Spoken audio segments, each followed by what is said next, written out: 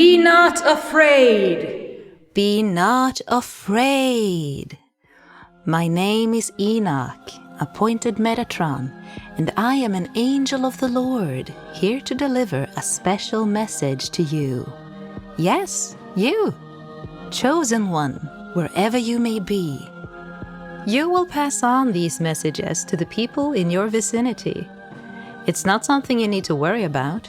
In fact, you don't even have to think about it. It's not a conscious choice on your part. It will happen either way. Such is the way of the prophet. But for the time being, all you need to do is listen carefully. Let's look inside the vortex of events together, shall we? Endless paths converging and intertwining. Lives lost, gained, born again. Stories told and retold and changed and listen up. An event is taking shape. The edges are coming in closer, coming together and crystallizing into... there we go. It starts with bad weather. Noah?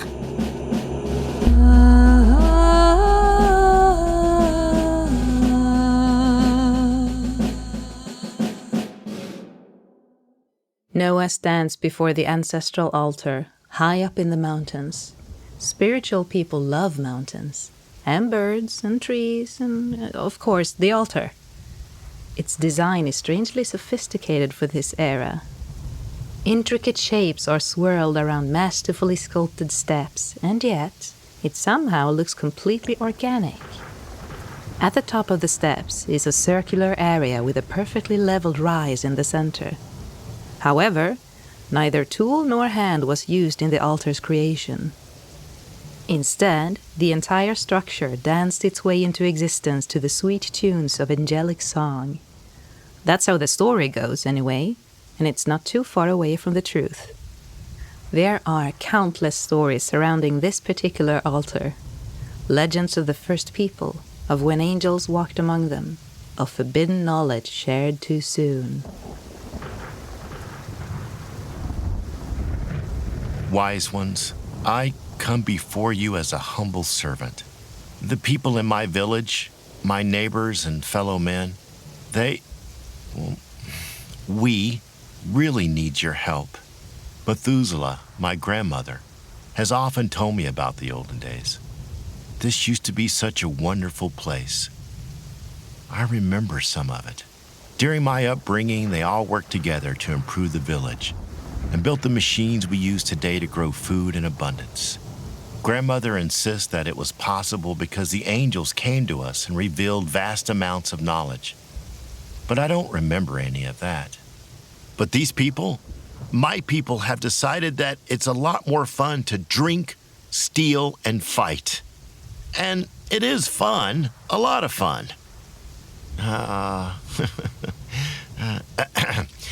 But not too much fun. And it's not like I do it all the time, not like them. It's all they ever do. Every day it gets worse than the day before. Yesterday, someone even got the brilliant idea to take a bite out of someone else's arm, just for fun. It tasted like chicken. I didn't try it.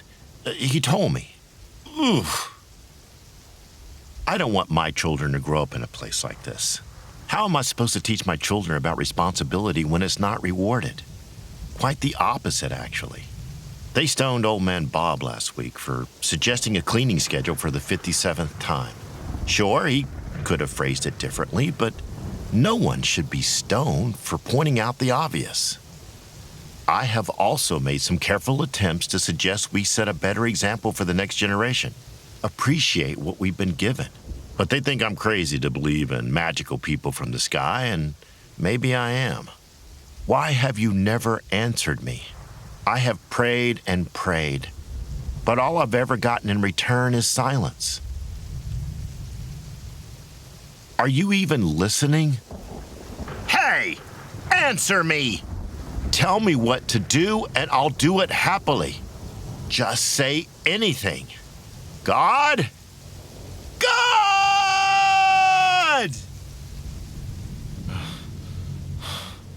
Methuselah said you used to send angels to help with anything and everything. Why won't you come now? Is anyone even there? What is that? What is that? After following the strange humming sound, he finally finds the source. In an open glade, he sees intense darkness, which is not a strange thing to encounter in the middle of the night, but this is a dark that rivals the deepest pits of hell, and it's breathing. The dark, formless spirit is occupied with a human soul, quite recently deceased. The darkness spreads its 4 wings and welcomes the soul into a comforting embrace. They stay like that for a long time, the soul getting rocked gently as the darkness sings a strange, wordless melody. After a while, the soul dissipates into specks of pure light and fades out of this world. Who? The shadowy entity turns, and from the darkness of its formless body, thousands of eyes open up, all fixed on Noah, giving it the very elegant impression of a very menacing starry sky. Shit. The entity seemingly only takes 1 step and is looming over Noah like a bird of prey. Be not afraid, Noah. Noah can do nothing but stare in horror as black wings open up to reveal 4 faces staring right back at him. No! Don't hurt me, please! I have a family. I have to take little Japhet to see the cave paintings tomorrow, as I do every Friday. He's only 29 years old, you see. Please, sir, think of the children. If you die, you die. We take you then. But we're not in the business of killing. What? Then what was that just now? We care for the dead. It is our duty. I'm sorry. I don't mean to be so frightened of you. I don't even know what face to look at. I came to request help. Let us fold ourselves into something more humanoid. Better? Sure. At least I only have one face to focus on. We were in the area, working, and we heard you praying. You might take solace and joy in the fact that life in this vicinity will cease very soon. All your problems will be gone. You mean everyone is going to die? Take solace in everyone dying? Are you the one in charge? If this is punishment, it's way out of proportion. We do not know the ways of the Almighty. You're not him? Oh, how will it happen? We only see the deaths on the horizon, not the cause. It is an abnormal number. All will be gone in 40 days. A month? And a half. That's not enough time. What am I supposed to do? We may not know the will of the Lord, but we will not stop you from, say, asking someone for help. Someone you know in high places. Wait! What does that even mean? Hey, come back! I want to speak to that lord of yours. But the angel is gone. That angel, my dear prophets and entities, was Samael. To put it very plainly, they are an angel of death, or rather the angel of death. Expert at extracting souls, archangel of heaven, and king of hell. Death is universal, and it does not pick sides. Oh, excuse me. I am getting some kind of interference. Everything is dark. I don't know what happened. We appear to be in outer space. A backdrop of stars and planets are wandering their elliptical paths as far as my eyes can see. Not part of any constellations I know of. And I'm supposed to know everything. Oh, I can feel a smile at the back of my mind. Why do I even bother? Creating Earth was a mistake. That's not true. Well, the fleshy talking monkeys, on the other hand. I know. They are hopeless. All this greed and violence. Everything is out of balance. No, it's not their fault. It was the Watchers. If only they had not shared all that knowledge with the humans.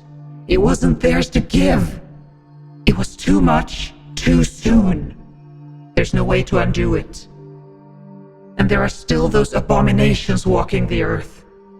If only I had made the meat suits smoother. Still regretting that genitalia, huh? Bold of you to assume I regret anything.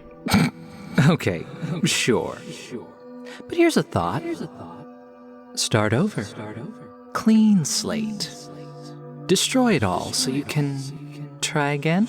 Yes? Yes, that could work. There are only 14 concerns going down that road.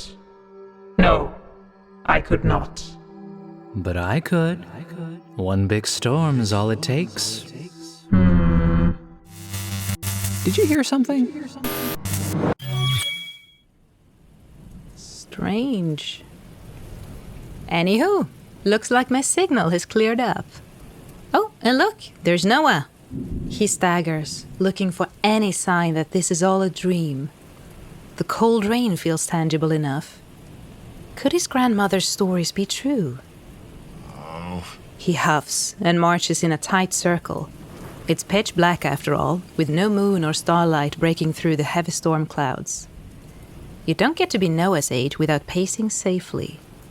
All the while muttering and pulling at his soaked clothes so hard his knuckles are white. This isn't fair. What does that even mean? High places. Can't believe I'm doing this. Fine. Angels.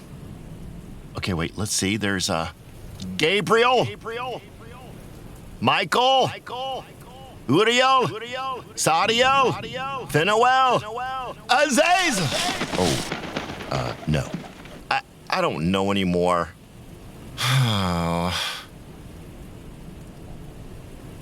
Enoch? Surely that's a coincidence. Lots of people are named Enoch. It was actually the baby name of the year 5 years in a row. At one time.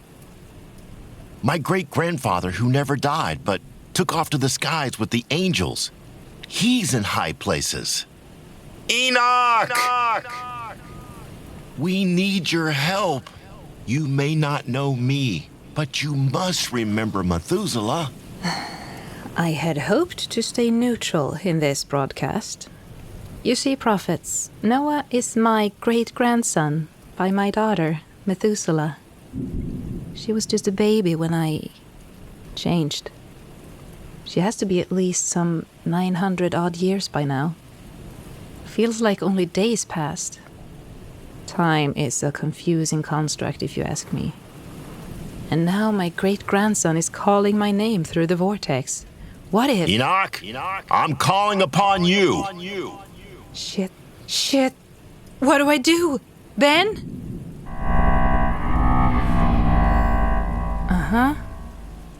There's no protocol for this. This doesn't happen to be a two-way communication kind of vortex, is it? Noah! I can hear you! I think that worked. I mean, unless he just fell over. He is about 600 years old. I guess it could happen. Maybe there's a way for me to materialize. What was it I did last time? Something like... Oh, that's cold. Good, it worked. Hey, where did you come from? Are you an angel? It's me, Enoch. Enoch wasn't a woman. There's no time for this. I have to tell you. I feel the vortex tugging on me. Apparently I can't stay here for long.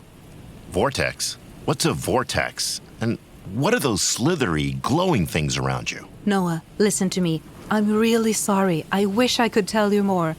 This has to be some kind of mistake. This is all going to be underwater in no time. But don't you worry. I'll talk to God. He'll fix this. In the meantime, gather everyone you know. Do everything you can to stay alive. Swimming won't do you any good. The mountains won't save you either. You all need to start building boats like there's no tomorrow. And okay, I'm back in my studio. I hope that was enough to help him. Ben, any messages while I was out? No, of course not. I have to make some calls. Let me pause the transmission for a bit. I'll be right with you, prophets.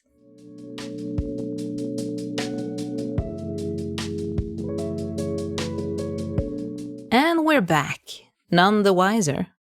It seems that certain entities don't like being called upon.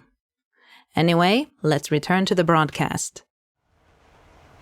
Each day, the weather gets more hostile.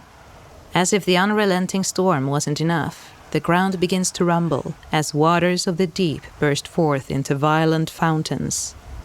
Not even the Nephilim can survive a blow from the exploding geysers. Humans and other land-dwelling animals fare even worse. The river grows ever wider, and wave upon wave claims one life after another. Noah and his family have been working tirelessly on building I hope it's a boat? He had hoped that the rest of the villagers would follow suit, but, alas, most of them are packing their belongings and preparing to take refuge in the mountains. Noah has decided that he must try to convince them to come with him. Dear fellow men. Oh. Hello, villagers. Nah. Screw it. Listen up, everyone. Oh, it's Noah again? We're in a dire situation. Many of you have lost family and friends already. And I'm sorry to have to tell you this, but the storm is only going to get worse. Everything will be underwater soon. If we are to survive, we need to work together. But fear not, I have a plan. Me and my family have started to build a houseboat. Bring in a few animals with us, too. We'll ride out the storm in it. We will fish by day and feast by night. Not much different from everyday life. A bit more cramped, maybe. But I'm sure it'll be great. But I need your help to build it even bigger, for everyone to fit in it. Sounds good, actually. We can use wood from all of the broken houses. If we work together, it'll be done in no time. Great. Well, you know me. Built boats since I was 2 apples tall, so I'm sure we can handle it. Come on, lads. Let's build the greatest ship anyone's ever built. Hang on a minute. A vacation in the mountains until it blows over seems a lot easier. How can you be so sure the storm won't just pass? Because I have spoken to Enoch. Yes, the one who became an angel and the voice of God. He told me there's been some kind of misunderstanding and that it's not supposed to rain this much. We need to do whatever it takes to survive until he sorts this out. Oh, I see. It's one of those things again. I'm telling the truth. I have also spoken to the god of death. Yep, He told me that he's crazy. The mountains it is. It's just a bit of bad weather. It'll pass eventually. But you don't understand. The mountains won't be safe. It's safer than going on a boat with a madman. Boo! Please, listen to me. Hey, who threw that? I'm trying to help you. We don't need your wacky ideas. You're a bad influence on our children. Oh, ow, ouch. Stop it. Oh, we are in outer space again. Far out. But we have come so far. I could never do that. I could. You just want them gone. I need creation to work. It needs balance. Hey, old friend. Let me help you. I can make it work for you. If I can't do it, how could you? Love clouds your vision from what needs to be done. Trust me. Lord?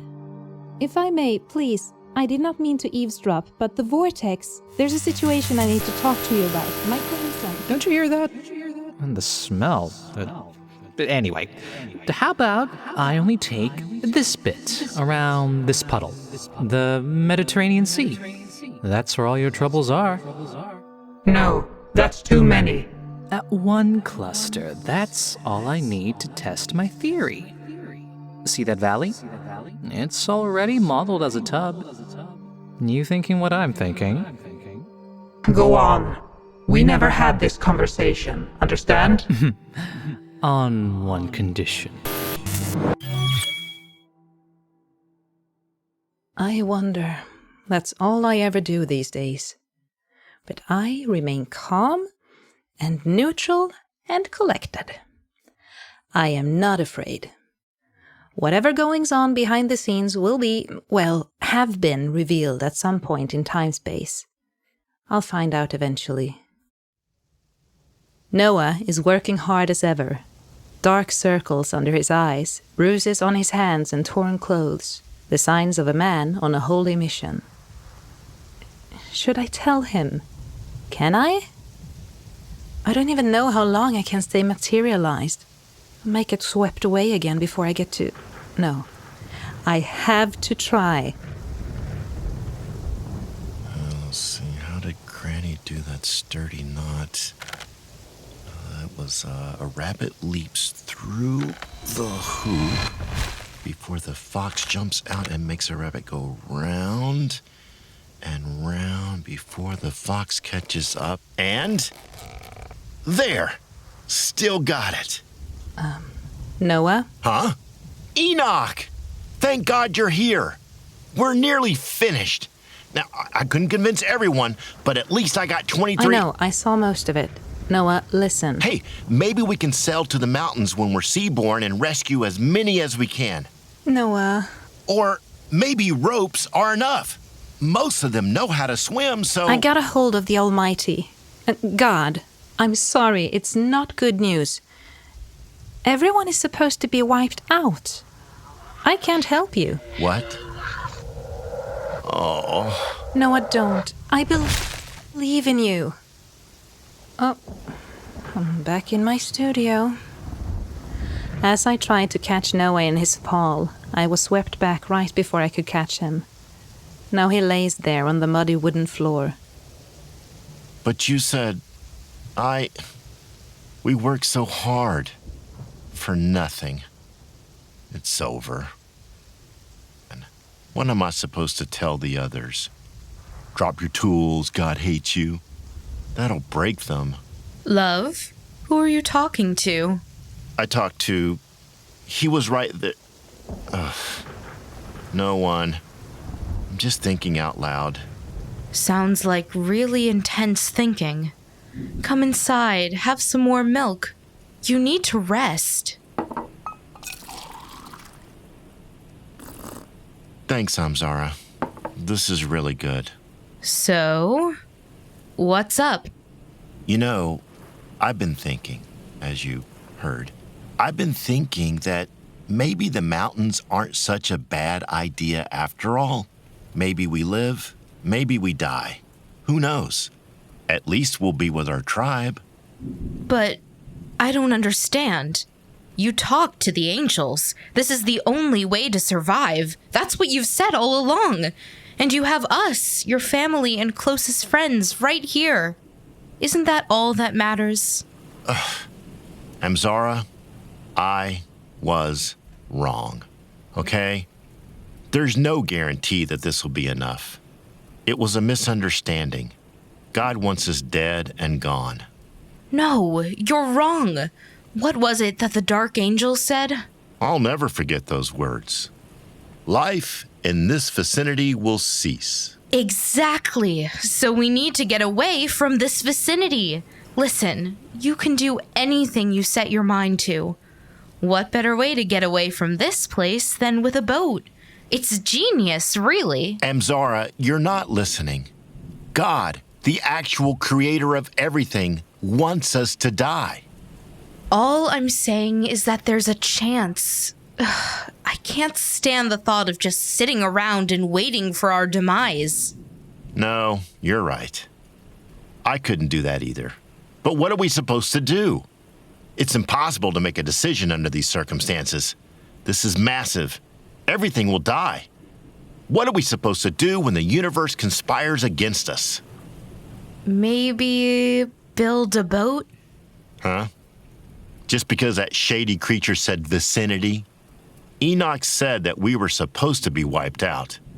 And you know what the last thing he said was? He said, Noah, don't. Like, he wanted me to stop trying. Think about it. What have we got to lose? We'll die either way. You're right, of course. I dragged you all into this. The children, our friends, and even the animals. As long as I still draw a breath, I will fight for our survival.